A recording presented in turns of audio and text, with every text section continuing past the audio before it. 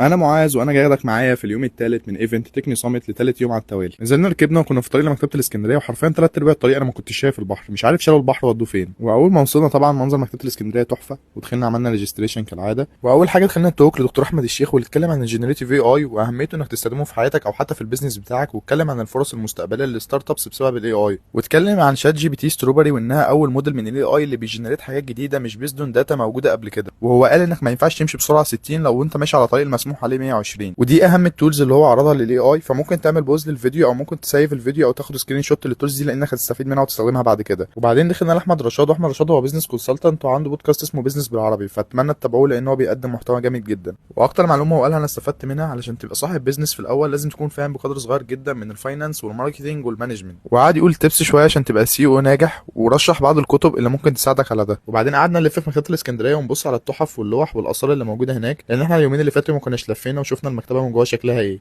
وبعدين دخلنا سيشن لندى حلمي اللي شرحت اهميه البراندنج على السوشيال ميديا واهميه البيرسونال براندنج على التيك توك والانستجرام، وانك ما ينفعش تستنى احسن لحظه عشان تبدا تنزل كونتنت، فلازم تبدا من دلوقتي حتى لو معاك اقل الامكانيات. وهنا بدأنا نلف في الاماكن اللي فيها البوزز بتاعت الستارت ابس. فدلوقتي انا صورت لكم البريف بتاع كل ستارت اب عشان تشوفوا هما بيعملوا ايه، فممكن تعمل بوز للفيديو وتشوف كل واحده بتفكر في ايه وبيعملوا ايه والخدمه اللي هما بيقدموها. بعدين دخلنا سيشن عن الكي بي ايز وازاي تحط المترك اللي بنحدد على اساسه الكي بي اي او مؤشرات الاداء بتاعتنا. واللي كانت بتشرح كانت من فلات 6 لابس، وفلات 6 لابس هي من اكبر الفينشر كابيتالز اللي موجوده في مصر، ودي اللي بتدي استثمارات للستارت ابس او الشركات الناشئه. واتكلمت عن انواع الداتا وازاي بنكولكت الداتا، واتكلمت على التولز اللي بتستخدم عشان تستور الداتا او تانلايز الداتا اللي معاك. وبعد كده طلعت تحت ديسكشن بانل كان الهوست فيها احمد رشاد، وكانت عن الاي كوميرس، وهنا قدرت اسال اكتر من سؤال بحكم مجال شغلي. ولما طلعنا كانت الدنيا ليلت والتوكس خلصت، عشان كده طلعنا نتغدى وضربنا كشري من الخديوي.